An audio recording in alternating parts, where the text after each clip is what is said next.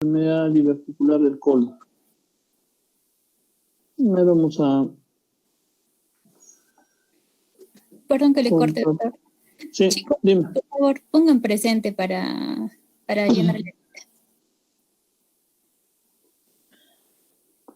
Presente.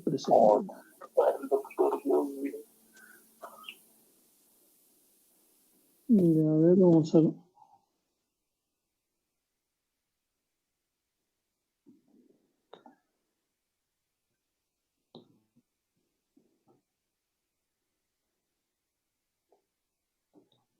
Chicos, ¿se nota la diapositiva? Sí, doctor, sí se ve. Ya. Entonces vamos a comenzar con el síndrome intestino irritable. Ya, entonces, si alguien ha visto esta foto, hace unos años, pues no hubiéramos pensado que era Machu Picchu, ¿no? Entonces, el síndrome intestino irritable es igual. Muchas veces nosotros estamos enfocándonos a ver otras patologías y no vemos el fondo del problema o el fondo del diagnóstico, igual que en esta foto, ¿no? Y vamos a ver al final de que cuando limpiamos todo, recién vemos cuán lindo es nuestro Machu Picchu. Ya los trastornos funcionales gastrointestinales, vamos a ver, ya hemos visto el reflujo funcional, dispepsia funcional, el síndrome intestino irritable, estreñimiento crónico también hay en estos casos como trastornos funcionales gastrointestinales, y el síndrome intestino irritable pues es uno de ellos. Es un trastorno gastrointestinal caracterizado por malestar o dolor abdominal crónico, entonces no nos olvidemos, de forma recurrente, muchas veces está con alteraciones en el hábito intestinal. Algunos son pacientes estreñidos, otros presentan diarrea, o en algunos casos hay inclusive alternancia defecatoria, y en ausencia de un problema orgánico demostrable. Entonces, descartamos todo lo que pueda haber, lo que pueda haber, y ahí pues definimos síndrome intestino irritable. Trastorno funcional y a veces incapacitante. En la actualidad vemos los criterios Roma 4, que es un consenso en el grupo multinacional de expertos en relación a trastornos gastrointestinales funcionales, que va a constituir el estándar actual para el diagnóstico del síndrome intestino irritable. Muchos de nuestros pacientes vienen y dicen, he ido por un montón de doctores y me dicen que no tengo nada, ¿no?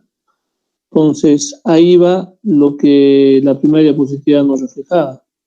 Muchas veces nosotros como médicos no empezamos a limpiar, a rebuscar, a ver, a hacer una buena anamnesis o a hacer un buen plan de trabajo para descartar una patología orgánica y de esa manera definir un síndrome intestino irritable.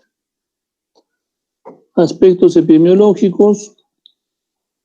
Vamos a ver que la prevalencia en Latinoamérica aproximadamente va entre el 9 y 18%, puede llegar hasta un 30% por Nigeria, en Estados Unidos puede llegar hasta un 22%, en Europa llega hasta un 22%, 20% en Francia, China 4%, etc. La prevalencia en general, en promedio, en mujeres puede llegar hasta un 14%, en varones un 8%. Y de acuerdo al grupo de edad, vamos a ver de que en personas jóvenes es muy frecuente. Entre 18 y 4 años puede llegar hasta un 12%, de ahí va bajando hasta los 54 años, no, casi 10%, y a mayor edad, a mayores de 55 años, disminuye mucho más. Entonces hay un rango de edades desde los 18 hasta los 54 que puede haber en promedio 42 años y a predominio de mujeres, ¿no? Relación 2:1 aproximadamente. Entre los pacientes que van a una consulta médica, casi un 70% son mujeres, casi un 30-40% son varones. ¿Y a dónde va? En su gran mayoría a médicos de atención primaria, por presentar dolor, estreñimiento, malestar, diarreas, etc. Al gastroenterólogo puede llegar hasta un 28% de todos los pacientes. Un gran porcentaje que han sido atendidos en atención primaria van al gastroenterólogo también, pensando en problemas ginecológicos hasta un 6%. A otros especialistas puede llegar de un total hasta un 26% del total. En la fisiopatología vamos a ver de que desde los años 50 hasta nuestros años ha estado cambiando la fisiología en relación al síndrome de intestino irritable, ¿no? Vamos a ver los mecanismos que inicialmente había una alteración, o se pensaba que había una sola alteración en la motilidad, marcadores mioeléctricos después, interacción cerebro-intestino, a nivel neurológico, problemas inflamatorios, hipersensibilidad visceral. En la parte fisiológica, el estrés había tenido un papel muy importante, las comidas que condicionaban dolor, motilidad, el dolor y la sensibilidad también consideraban alteraciones a nivel intestinal, las contracciones simultáneas, relación sistema nervioso central, también, y problemas postinfecciosos que también ahora se están manejándose y que pueden exacerbar un síndrome de intestino irritable.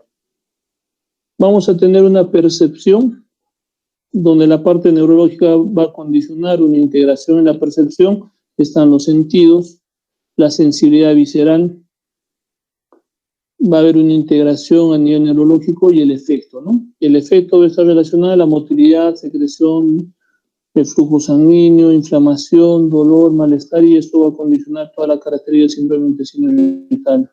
La serotonina es una sustancia muy importante en el síndrome de intestino irritable.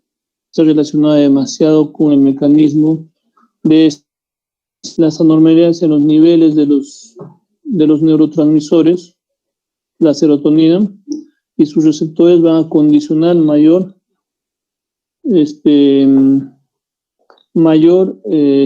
predisposición, mayor estimulación en síndrome de intestino irritable. Va a haber una hipersensibilidad visceral, alteraciones en la secreción intestinal, que condiciona la serotonina, que es lo que va a condicionar de que las células enterocromafines van a segregar serotonina, que son estas. La serotonina se une a los receptores de los nervios que van a modular la motilidad, secreción y la sensibilidad, y estos van a entrar a los CER, ¿no? Que son los que van a introducir en las células epiteliales para su inactivación a nivel de los enterocitos. Entonces, va a haber una alteración con receptores serotoninérgicos, la CTH, que va a condicionar contracción, relajación en el óxido nítrico, y el PEP inhibidor vasoactivo, como neurona motora inhibitoria y la otra neurona motora excitatoria, ¿no? Y los receptores y la serotonina, que va a condicionar especialmente las 5-HT4, que vamos a ver que va a ser uno de los receptores más importantes. Los principales síntomas en el síndrome de intestino irritable: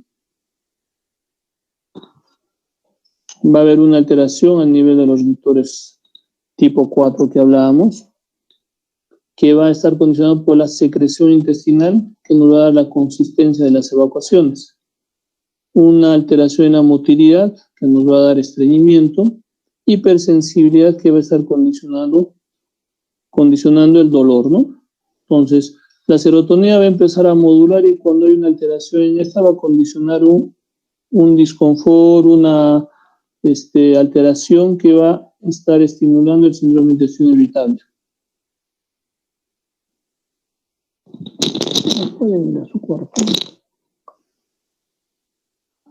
Ya, hipersensibilidad.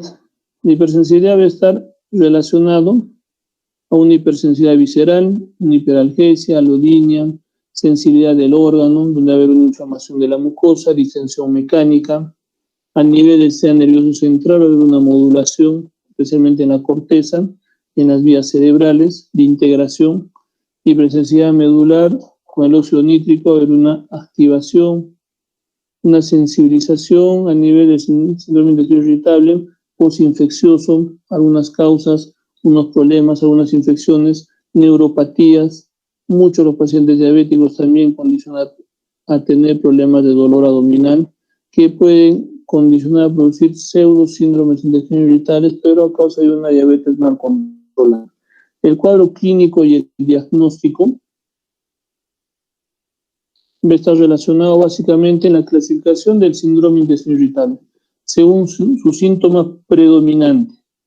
Entre ellos es el estreñimiento, predominantemente, un síndrome de intestino irritable con diarreas, y una alternancia defecatoria tanto en estreñimiento y diarrea.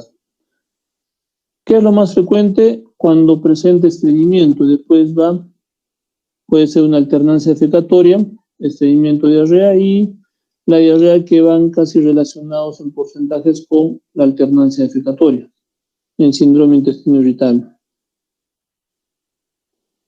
Esto es muy importante que entiendan, ya que esto nos va a ayudarnos a diferenciar y caracterizar mejor a nuestro paciente según los subtipos de síndrome de intestino irritable y de acuerdo a la clasificación de Roma 4.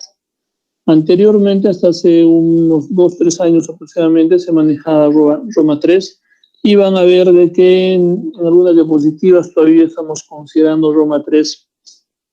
Es importante que tomemos en cuenta estos dos criterios. El síndrome de intestino irritable con estreñimiento, vamos a ver que el paciente va a tener evacuaciones duras o enesívalos, pétreas muy consistentes, que puede llegar a más de un 25%, y sueltas o líquidas en su gran mayoría menos del 25%.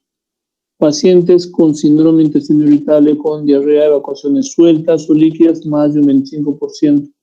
Y duras o enesívalos, menos del 25%, que es lo contrario en paciente con estreñimiento. Cuando hay una alternancia defecatoria o es mixta, estreñimiento y diarrea, más del 25% puede haber deposiciones o evacuaciones duras o enesívalos, y sueltas o líquidas, más del 25% también, que pueden llegar casi hasta un 50%, más de un 50% en esa alternancia defecatoria. Y hay un síndrome de intestino irritable no clasificable, donde va a haber anormalidades en la consistencia, en las evacuaciones van a ser insuficientes, no van a llenar los criterios de forma adecuada para pensar en un paciente con estreñimiento, con diarrea o cuadros mixtos. Los criterios de Roma 3, que son similares, hace unos 2 años, el 2017, creo que fue el 2017-2018, que el doctor Paucar puso como pregunta de examen esos criterios Roma 3. Nosotros estamos indicándole que también estamos manejando los criterios Roma 4. En los criterios Roma 3, para síndrome de intestino irritable, vamos a ver de que el dolor abdominal recurrente o con disconfort va a ser por lo menos 3 días al mes en los últimos 3 meses, asociados con 2 o más de los siguientes criterios. Uno de los criterios es mejoría del disconfort con la defecación,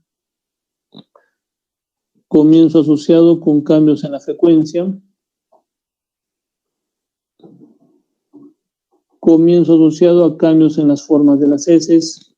Pues va a haber cambios de las formas de las heces, cambio de la frecuencia y mejoría con la defecación.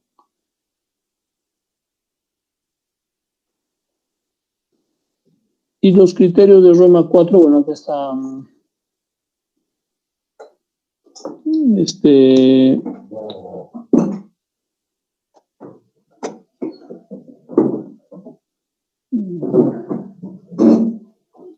esta es la misma diapositiva relacionada a la otra. ¿Ya? Estos son los criterios Roma 4 que son actualizados. donde el paciente va a presentar dolor abdominal recurrente mayor a un día por semana. La anterior era 3 veces al mes o 3 días al mes. Acá es más de un día por semana en promedio en los 3 meses previos, igual en los últimos 6 meses antes del diagnóstico. Ya el dolor abdominal se va a asociarse con al menos 2 de los 3 síntomas. Uno, dolor relacionado con la defecación, cambios con la frecuencia en las heces, cambios en la forma o apariencia de las heces. Que los criterios son relacionados a los de Roma 3, lo único que cambia es de que en Roma 3 te indican 3 días al mes y en Roma 4 más de un día por semana en los últimos o en los 3 meses previos y en los 6 meses antes del diagnóstico, o un inicio de 6 meses antes del diagnóstico. Características de las deposiciones. Pacientes con, bueno, acá tenemos la clasificación de Bristol, que va del 1 al 7. Una clasificación 1-2, vamos a pensar en un paciente con síndrome de intestino irritable con estreñimiento. Lo normal es del tipo 3 al tipo 5 y con síndrome de intestino irritable con diarreas de tipo 6 y 7, ¿no? Entonces, esta es una tablita que nos ayuda a ver la característica de las heces en nuestros pacientes. Los criterios Roma 3 son específicos, especialmente después de 2 años de haber hecho el diagnóstico basado en los criterios. En ningún paciente fue necesaria una revisión del diagnóstico. Entonces son muy específicos, nos ayudan a definir mejor, pero lo cierto es que hay que descartar antes otra patología orgánica. En pacientes sin signos de alarma y criterio de Roma 4, un valor positivo en la predicción, un valor altamente predictivo que puede llegar hasta un 98%. ¿Qué síntomas no gastrointestinales puede tener nuestro paciente? Fatiga, un sabor desagradable en la boca, disfunción urológica, síntomas ginecológicos, ansiedad, fobias, somatizaciones, paranoias. El paciente está paranoico en que pueda tener algún cáncer especialmente. El abordaje del diagnóstico es muy importante para nosotros, hacer una buena anamnesis, hacer un buen descarte de alguna patología orgánica. Casi el 92% con síntomas de síndrome de intestino irritable no cambiaron su diagnóstico después de 10 a 13 años de haber diagnosticado síndrome de intestino irritable.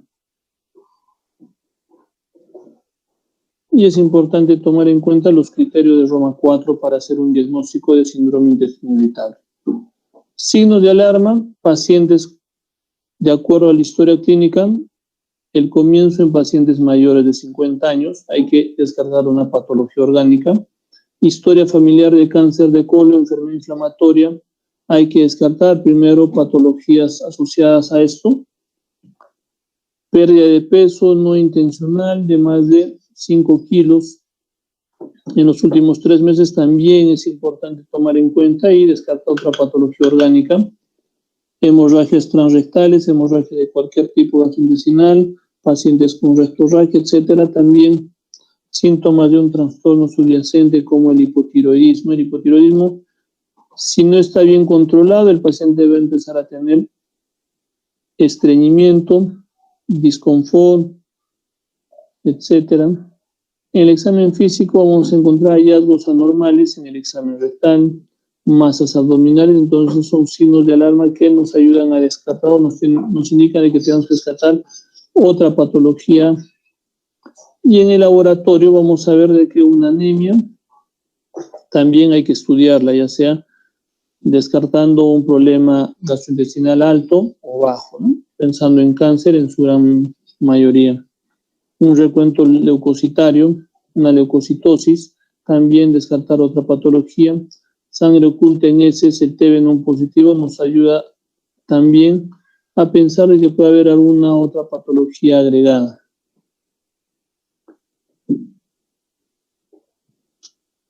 Y estos criterios de Roma 4 que también son importantes tomar en cuenta, son similares a los que hemos visto. Como señales de advertencia lo toman acá, ¿no? Como signos de alarma, pacientes mayores de 50 años, cambio reciente en el hábito intestinal, evidencia de sangrado gastrointestinal, dolor nocturno, pérdida involuntaria de peso, antecedentes familiares de cáncer, masa abdominal, evidencia de anemia y pruebas positivas de sangre oculta en el que son similares al anterior, pero el anterior es de Roma 3, ¿no? La evaluación diagnóstica es similar, Roma 3, Roma 4, el examen físico, hemograma, un test de aliento de la lactulosa, estudios funcionales, un coprofuncional, exámenes de heces, sangre oculta en heces, leucocitosis, hay que ver los leucocitos, si hay una reacción inflamatoria o no, si hay parásitos o no, hacer una colonoscopia, especialmente en pacientes, todavía los de Roma 3, Roma consideran mayor a 45 años. En la actualidad hay muchos estudios que consideran de que la edad para comenzar a hacer la colonoscopia de descarte, especialmente cáncer, es a partir de los 45 años.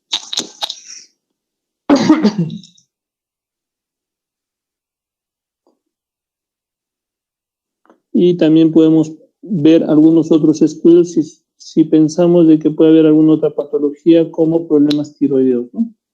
El hipotiroidismo va a ser un control. Si el paciente no ha tenido un control anterior o no será descartado hipotiroidismo, también pensaré en un hipotiroidismo. Diagnósticos diferenciales. Cuando el paciente presenta dolor abdominal, pensaré en úlcera péptica, colelitiasis, complicaciones de estas, diverticulitis, pancreatitis, linfoma intestinal, especialmente a nivel intestino delgado, endometriosis, problemas ginecológicos, problemas urológicos, intoxicaciones por plomo, que son muy importantes, descartar. Y cuando el paciente viene a predominio de estreñimiento, hay que ver enfermedad diverticular del colon, neoplasia de colon, síndrome suboclusivo por adherencias, hernia crural, hernia inguinal, hipotiroidismo, hiperparatiroidismo, síndrome depresivo, ver si toma algún tipo de fármaco, si el paciente viene con diarreas a la cabeza por el entorno en el que estamos, descartar tuberculosis, linfoma, problemas de mala absorción de la fructosa, si está tomando algunos medicamentos que contienen sorbitol, amiloidosis, hipertiroidismo, que es lo contrario del hipotiroidismo, problemas como yardiasis, infección por Yersinia, Campylobacter.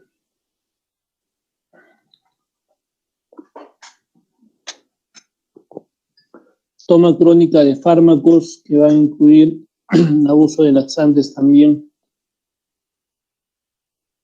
Cuando el paciente presenta distensión abdominal, hay que hacer troparesia, especialmente en pacientes diabéticos, pacientes post-vagotomías, pseudoobstrucciones intestinales crónicas, idiopáticas.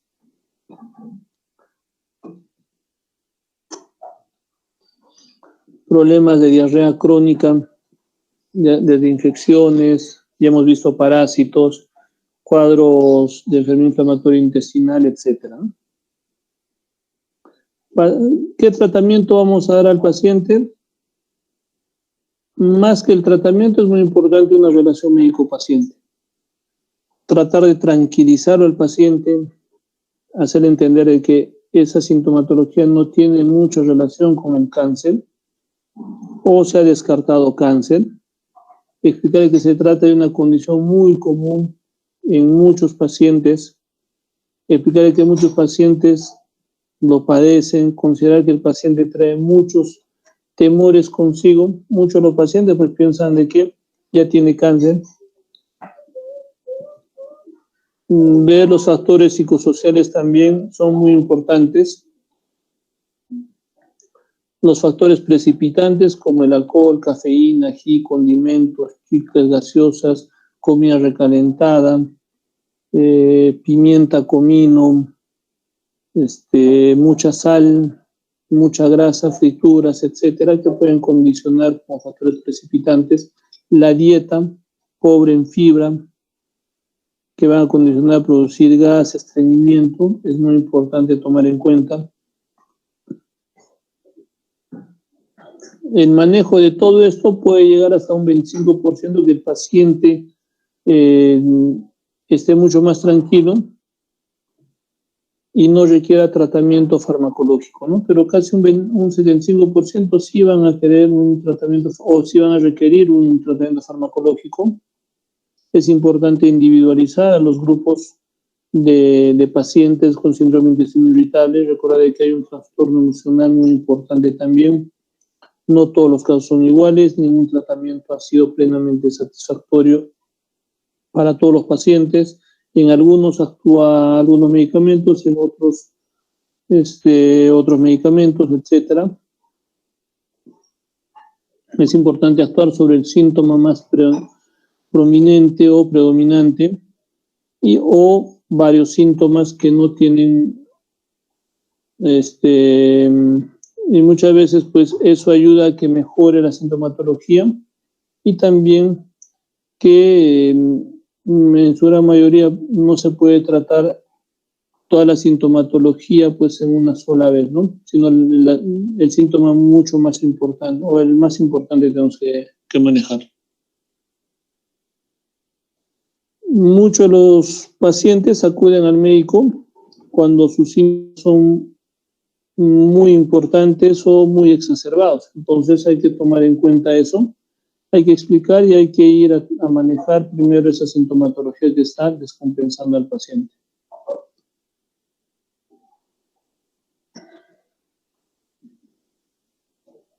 Es importante la seguridad que vamos a dar como médicos, la confianza que todo va a ir bien, explicarle de forma adecuada, con grafiquitos, si es posible.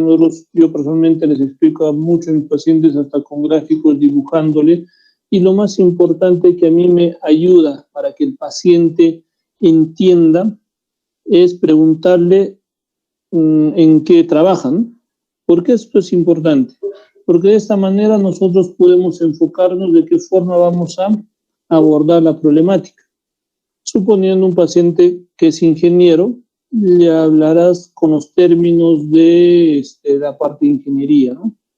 Para que entienda mejor, o si un paciente es obrero, un paciente es agricultor, etcétera, hay que tomar en cuenta ese punto para que el paciente nos entienda también frente a qué problemática de salud estamos.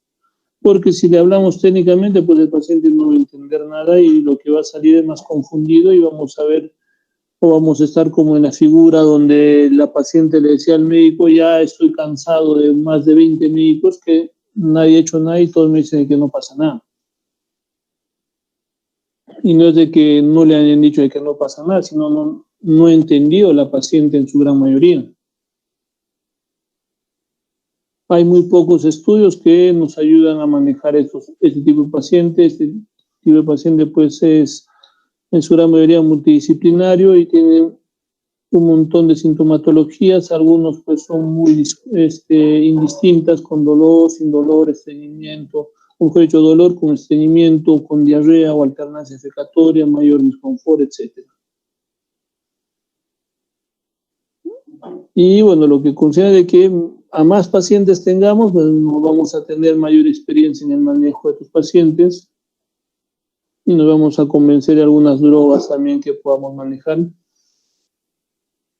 El paciente no quiere tomar medicinas por un tiempo indefinido, esa es una de las problemáticas que tenemos, pero también hay veces es problema más del médico que quiere darle un montón de medicamentos, cuando en su gran mayoría a veces no es muy necesario. Es más entender, hacerle entender y tal vez un manejo psicológico también, ¿no?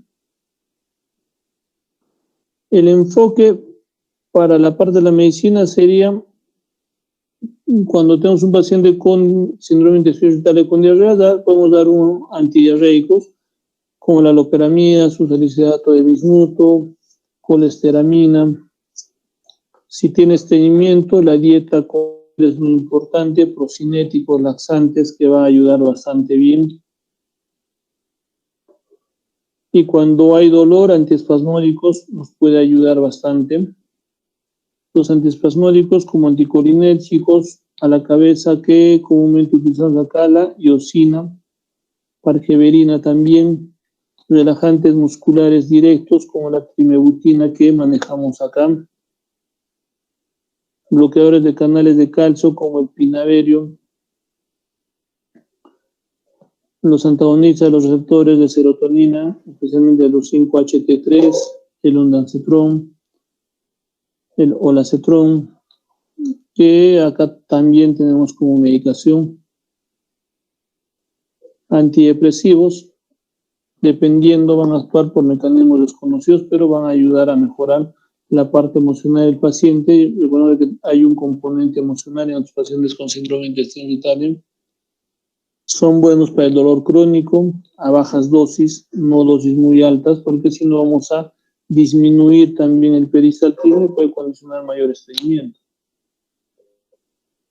¿Ya? Entonces, los que se usan y los más modernos que se están utilizando actualmente son la fluoxetina, sertralina, paroxetina, y no es bueno utilizar más de 3 a 4 semanas, ¿no? Ansiolíticos, agonistas opioides, agentes procinéticos, isaprida, domperidona también, antiflatulentos, cromoglicatos, antibióticos, dependiendo frente a qué paciente estemos, es muy importante. Entonces, acá hay un cuadrito que me parece muy importante para ver y enfocarnos en el manejo de un paciente. Vamos a ver que un paciente va a venir con un diagnóstico limitado. Vamos a tomarle una bioquímica hemática o sanguínea, pruebas de función tiroidea, sangre oculta en heces, parásitos, descartar enfermedad celíaca, etcétera. Si el paciente tiene signos de alarma, entonces, especialmente paciente mayor de 50 años, pérdida de peso, sangrado neonatal, antecedente familiar de cáncer, y vamos a ver que tiene cambios en el patrón de los síntomas. Vamos a darle un abordaje diagnóstico completo, incluyendo colonoscopía más biopsia. Y de acuerdo a eso vamos a dar un tratamiento según los hallazgos que encontramos. Si el paciente no tiene signos de alarma, entonces si es menor de 50 años, vamos a ver que los síntomas son crónicos o recurrentes. El abordaje va a ser según a los síntomas predominantes. Si el paciente viene con dolor, vamos a darle pues espasmódicos a la cabeza, antidepresivos tricíclicos. El paciente viene con distensión, inflamación, le podemos dar una buena información, una buena educación. Y si hay problemas refractarios, terapia psicológica para enfocarnos a mejorar la parte emocional del paciente. Si el paciente viene con estreñimiento, va a ser importante la fibra, procinéticos y también manejo o una psicoterapia psicológico. Paciente viene con diarrea, alocetrón, loperamina. Vamos a ver también manejo psicológico. O sea, el manejo psicológico va a ser muy importante en todos los pacientes que vamos a tener. Entonces, enfoquémonos en esto que es muy importante y recordemos la primera diapositiva, donde si nosotros no buscamos el síndrome de intestino irritable, no vamos a encontrar el posible diagnóstico y vamos a estar pensando junto con el paciente de que puede ser algo malo, ¿no? Estos son los dos hospitales donde yo he estado, el Hospital Hipólito Unanue en Lima y el hospital que esperemos que el próximo año ya tengamos, y cuando ustedes hagan el internado, ya tengamos un hospital adecuado para que hagan el internado con todas las condiciones. ¿Alguna pregunta de síndrome de intestino irritable, chicos? Es importante, vuelvo a repetir, el manejo y el diagnóstico de los criterios de acuerdo a Roma 4. Roma 3 son puntuales, 3 días, más de 3 días en un mes, con 3 meses de inicio de los síntomas, en los últimos 6 meses, con los últimos 6 meses, y en síndrome de intestino irritable de acuerdo a Roma 4, es más de un día por semana, ¿no? Entonces, esa es la diferencia en relación a Roma 3. ¿Alguna pregunta, chicos, de síndrome intestinal irritable para ver lo que es enfermedad diverticular del colon, que también es un problema muy frecuente en nuestro medio?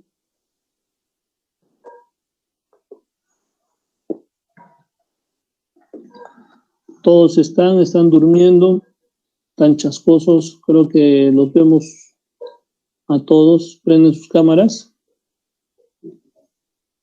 para tomar la foto. Sí, estamos. Allá. Entonces vamos a ver ahora lo que es enfermedad diverticular del colon, que es una patología muy frecuente en la altura.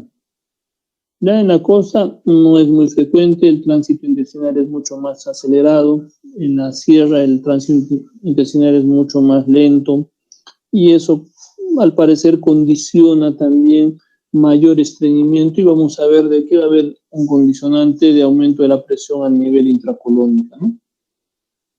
La prevalencia aproximadamente en personas mayores de edad puede llegar hasta un 65%. No está relacionado a la parte de que si es varón o es mujer. La variación geográfica es, especialmente en países industrializados, puede llegar hasta un 45% y es en el lado izquierdo. Y en países, bueno, en este estudio, en países en vías de desarrollo, que llega por debajo de 0.2% en el lado derecho, mayormente en el lado izquierdo. La fisiopatología va a haber una alteración en la motilidad colónica, o sea, un enlentecimiento de la motilidad del colon, anomalías de la pared muscular del colon, y la dieta es muy importante, o sea, la carencia de fibra en la dieta que va a condicionar mayor estreñimiento y alteración a nivel de la pared del colon. Como alteraciones de la motilidad en el colon, vamos a ver que la diverticulosis colónica espástica básicamente está relacionado con la contracción sostenida de las capas musculares del colon. Va a haber un engrosamiento de las capas musculares, especialmente muscular de la muscular circular, que va a predisponer un incremento en su capacidad contráctil, aumento o un acortamiento de las tenias longitudinales y un ensanchamiento o acortamiento del lumen intestinal. Acá vemos.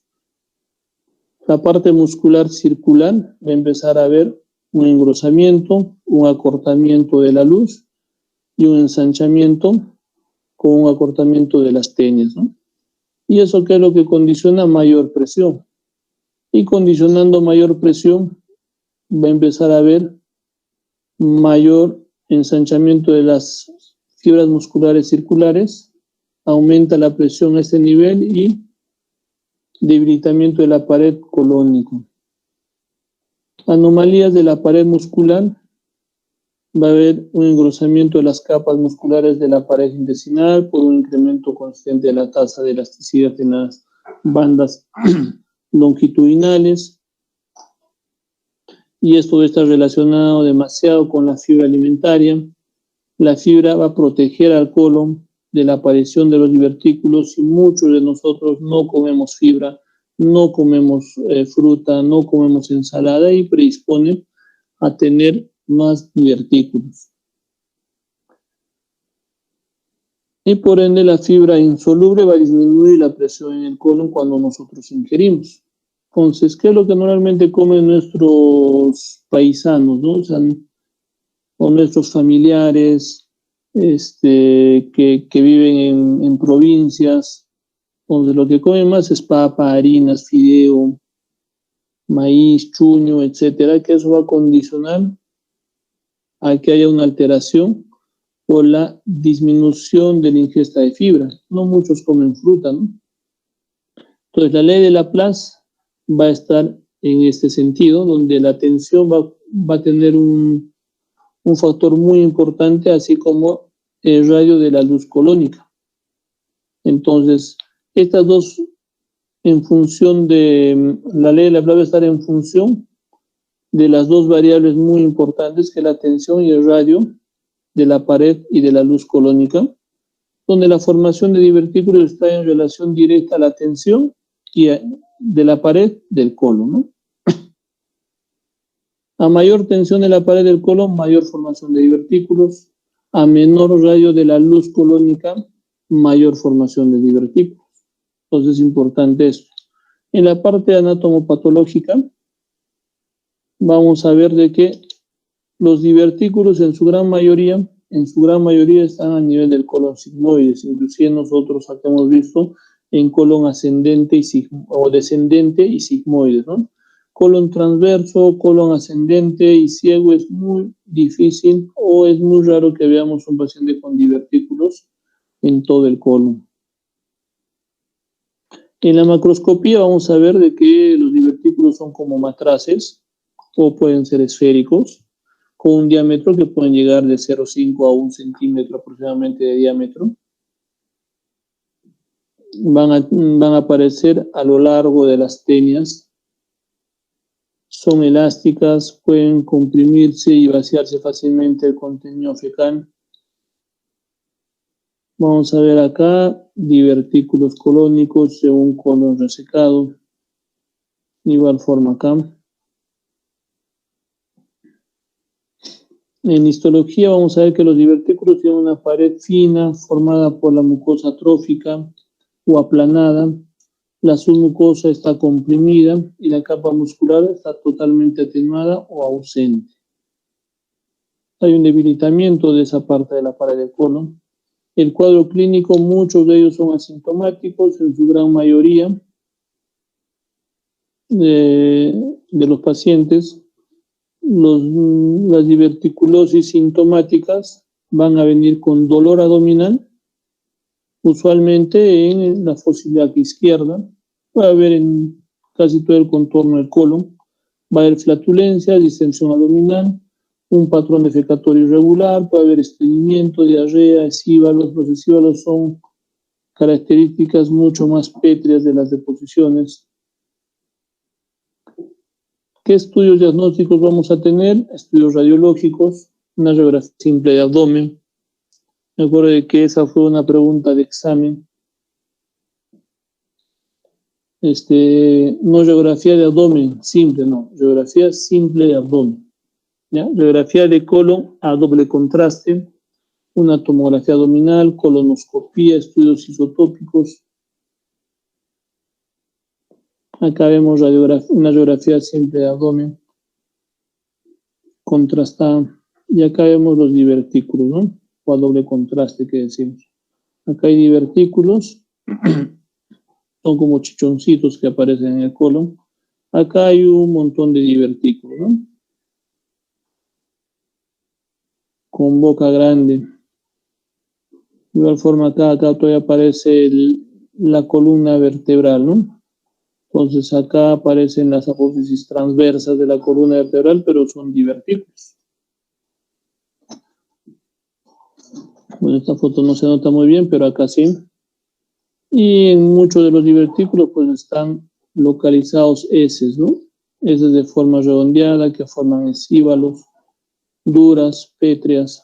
Acá vemos los agujeros diverticulares que pueden ser de forma ovoide o en forma de matraz. Como diagnóstico diferencial, vamos a descartar un síndrome de intestino irritable, carcinomas de colon, enfermedad inflamatoria intestinal, colitis isquémica. El paciente viene con mucho dolor, especialmente en fosa ilíaca izquierda, o dependiendo cuál sea la extensión de los divertículos o de la enfermedad diverticular, el dolor puede ser inclusive hasta flanco o fosa ilíaca derecha, ¿no? Entonces, uno de los diagnósticos diferenciales de una apendicitis es una diverticulitis en colon derecho. Entonces, también pensar, especialmente en personas mayores. El tratamiento, dieta con fibra a la cabeza.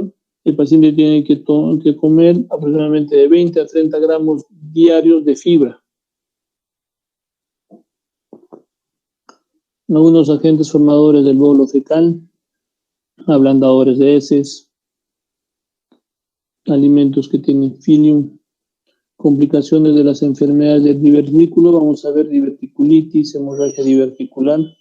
A la cabeza, más la hemorragia diverticular que la diverticulitis. La diverticulitis, una incidencia que puede llegar hasta un 20% en los pacientes que tienen divertículos. 65% se confinan en el colon izquierdo, el 5% de diverticulitis es en el lado derecho, o sea, es menos frecuente el lado derecho que el lado izquierdo.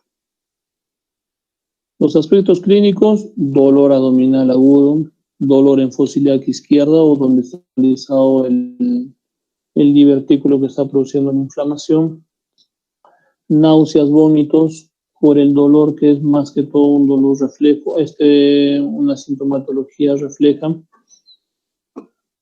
diarreas, estreñimiento en algunos casos, síntomas asociados a vías urinarias que puede llegar hasta un 15%.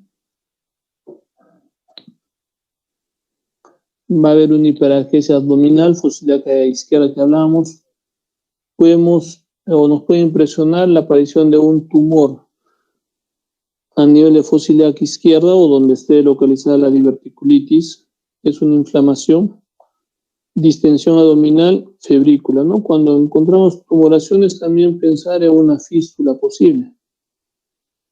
¿Qué examen le vamos a pedir? Hemograma. ¿Y qué vamos a encontrar en el hemograma o qué esperamos encontrar? Una leucocitosis, leucocituria a nivel de vías urinarias y bacteriuria. Complicaciones de la diverticulitis: puede haber un absceso, un flemón, perforaciones, fístulas, coloentérica, colovesical, colovaginal, colouterina. Puede haber obstrucciones del colon, hemorragia isquia baja. Puede haber problemas secundarios al problema de una diverticulitis o un absceso diverticular como artritis refractaria, pioderma gangrenoso. Acá vemos las formas y las localizaciones de los abscesos, de las perforaciones, absceso a nivel mesentérico, perforaciones, fístulas, colecciones a nivel peritoneal a causa de la perforación del divertículo, un absceso pélvico.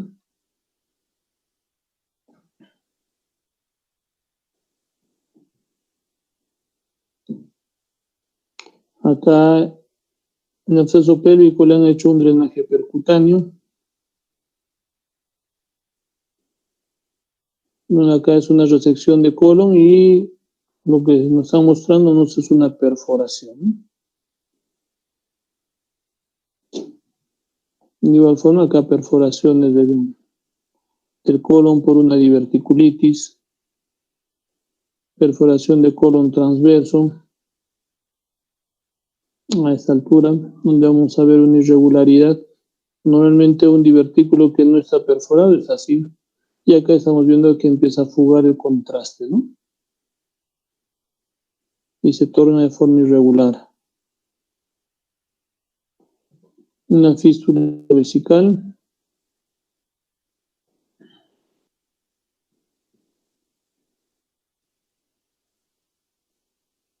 Una fístula colovaginal.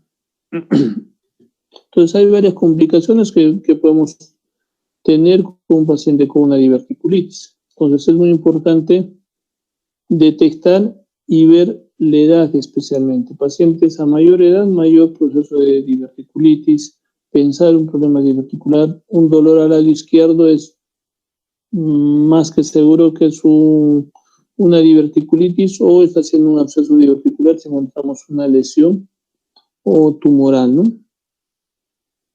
El tratamiento médico que vamos a tener un paciente con diverticulitis es hospitalizar, reposo intestinal, NPO no más de 3 días, hidratación endovenosa, antibióticos de acuerdo a lo que estemos manejando. Si es que pensamos o hay imágenes de absceso, mucho más aún, cefalosporinas, aminoglucósidos, clindamicina, metronidazol. la colonoscopía no está indicado, ni tampoco el enema. De preferencia hay que tratar de diferir lo más que se pueda, porque esto podría condicionar a que un divertículo inflamado pueda perforarse, y si no está ya perforado, pueda producir esta transacción inclusive del contraste, ¿no? Veritable. Si no hay mejora clínica, podemos hacer los manejos respectivos, ¿no? Porque a la larga va a entrar a cirugía. El tratamiento quirúrgico está indicado cuando el primer episodio es en pacientes menores de 40 años, más de 2 episodios con tratamientos médicos que no está teniendo efectividad, cuando es imposible descartar un cáncer de colon, una diverticulitis complicada con perforación, obstrucción, fístulas, compromiso de tracto urinario, también es una indicación de cirugía. Deterioro rápido de una diverticulitis aguda, en 34 a 48 horas estamos viendo de que no mejora el paciente, entonces el manejo es más quirúrgico. Entonces, ¿qué manejo? Una hemicolectomía, especialmente en colon sigmoides, que es la ubicación más frecuente, y una anastomosis término-terminal, ¿no? Bueno, acá vemos una hemicolectomía donde va a haber, o se puede hacer pues una ostomía, si el remanente colónico es menor, hasta que haya se desfuncionaliza, y después de unos meses, después de 3 a 6 meses, vamos a ver de qué se puede hacer restablecer la función intestinal. ¿Qué otras complicaciones tenemos aparte de la diverticulitis, que es la complicación de la diverticulitis de la perforación, abscesos, fístulas? Es la hemorragia diverticular. Característica de la hemorragia diverticular que no presenta dolor, pero sí sangrado. Entonces, el sangrado está relacionado por una inflamación a nivel de la luz intestinal. Puede ser de diferentes paredes, de la base del divertículo, que va a condicionar a mayor sangrado. Constituye el 20% de las complicaciones en la enfermedad diverticular. Es de tipo arterial y se debe a una erosión de la pared del vaso situada en el fondo del divertículo. Puede ser moderada e intensa, o en algunos casos de forma masiva. Los pacientes vienen con rectorragia. Usualmente el paciente no presenta dolor, que les decía. Entonces, paciente con sangrado, paciente mayor, con rectorragia abundante, sin dolor, pensar en divertículos. El 80% se autolimitan. Cuando el paciente ha sangrado, el riesgo de recidiva es aproximadamente hasta un 20%, y ante una segunda hemorragia diverticular puede llegar hasta un 50% de riesgo de resangrado. En ese caso, el manejo es de forma quirúrgica. Se tiene que hacer una resección. Acá vemos un divertículo sangrante. Acá vemos una angiografía mesentérica, donde vamos a ver pues fugas, y nos va a indicar la localización posible del divertículo que está sangrando, ¿no? Angiografía mesentérica y un scan con tecnesio 99, que también nos va a ayudarnos a definir dónde está la localización posible del sangrado. Entonces, de tal forma de que el cirujano se enfoca más al punto y puede ingresar a hacer una resección colónica. ¿Ya? Entonces, en la parte de divertículos, no nos olvidemos, una de las complicaciones del estreñimiento en la altura es muy importante. Complicaciones de divertículos, la diverticulitis, que puede complicarse a la vez y producir abscesos, fístulas enteroentéricas o coloentéricas, colovesicales, colovaginales, etc. Y las otras complicaciones son las hemorragias diverticulares. La diferencia en una diverticulitis es de que la diverticulitis sí presenta dolor. La hemorragia diverticular en su gran mayoría no viene con dolor, pero sí con sangrado.